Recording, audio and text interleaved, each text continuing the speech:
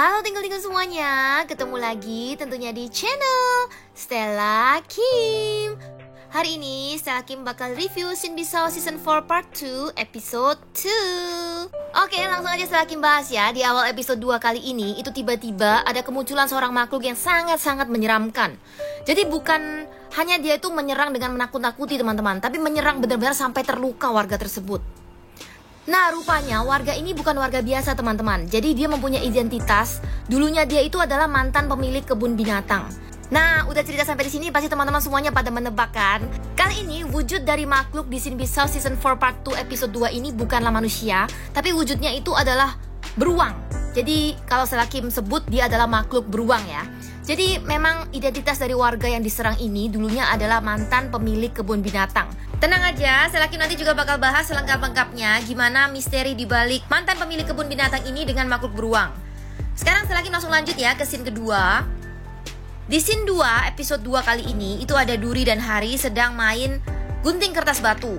Di saat dia main gunting kertas batu itu, si Hari kali ini menang terus. Mulai deh kesalnya si Duri, dia langsung mengomel, dia mengatakan pasti karena kembalinya Kang Lim, si kakaknya ini udah menjadi kuat lagi. Jadi maksudnya kalau udah ada Kang Lim, si Hari jadi kuat kembali teman-teman. Karena kan sempat kan waktu itu kan si Hari lemas gitu kan waktu ditinggal si Kang Lim. Jadi si Duri mulai mengomel karena dia tidak terima karena dia kalah terus.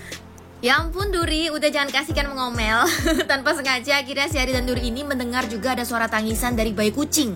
Terus akhirnya mereka menghampirinya dan membawanya ke dokter.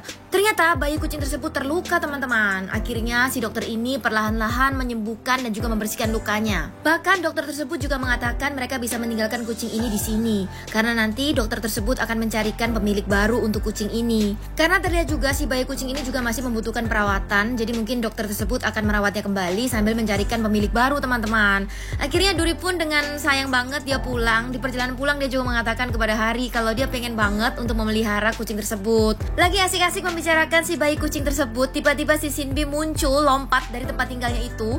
Ya biasa si Shinbi, dia berniat untuk menggoda dan juga mengageti Hari dan Duri. Dia bahkan memakai rambut si Hari. Terus tiba-tiba dia mengatakan kalau oh Kang Lim, aku sangat merindukanmu. Dan dia juga mengatakan Hari, kamu pasti sangat merindukan si Kang Lim kan? Jadi kamu utarakan saja perasaanmu itu tanpa malu-malu. Lalu Hari sudah marah. Dan bahkan si Duri yang akhirnya mengomel dan juga masih tetap menyayangkan banget kalau dia ingin memelihara si kucing itu, malahan ditanggapin oleh si Gembi. Si Gembi bilang, Duri, mungkin niatmu baik ingin memelihara bayi kucing tersebut. Namun apabila kamu ingin memelihara seekor binatang, itu kamu harus benar-benar memikirkan tanggung jawab yang akan kamu pikul. Akhirnya si Gembi juga menceritakan pengalamannya kalau dia mengatakan banyak banget kejadian binatang peliharaan yang akhirnya dibuang oleh pemiliknya karena mungkin udah tidak sanggup untuk bertanggung jawab kan. Akhirnya mereka malah meninggal dan berubah menjadi makhluk. Kemudian setelah menjadi makhluk, bahkan mereka menghantui mantan pemiliknya itu. Seperti balas dendam gitu ya teman-teman. Jadi memang si Gembi berceritanya sedikit menyeramkan. Sampai Duri bilang, apa kamu tidak terlalu berlebihan? Kenapa sangat menyeramkan begitu? Sedikit ketakutan juga.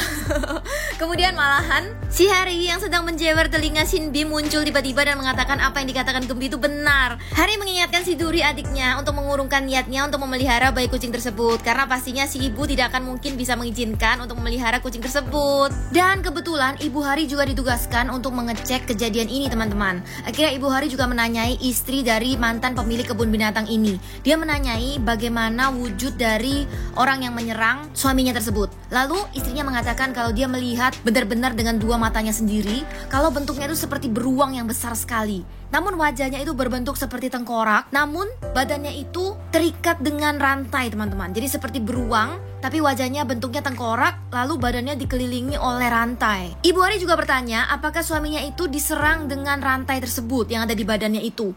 Namun istrinya mengatakan kalau dia tidak sampai melihat kejadiannya. Dia datang dan melihat suaminya tersebut diserang, kemudian beruang itu tiba-tiba langsung kabur teman-teman.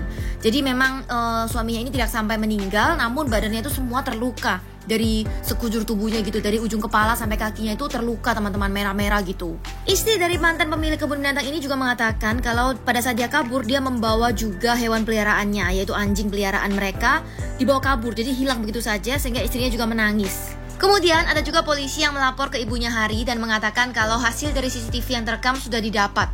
Namun ada keanehan dan kejanggalan. Dan ternyata teman-teman, di dalam CCTV tersebut tidak ada terekam sedikit pun jejak dari beruang itu. Nah, jadi jelas-jelas sudah pasti ini adalah kelakuan dari makhluk teman-teman. Jadi bukan beruang namun makhluk beruang.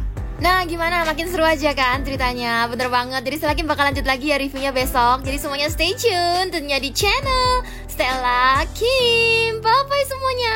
Sarangheyo.